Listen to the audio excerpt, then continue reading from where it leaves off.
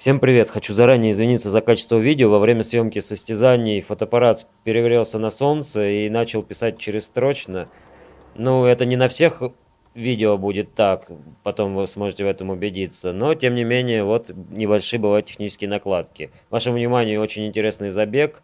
Папа нашего Ли, лидер национального рейтинга по курсингу, Мэвис против Верного.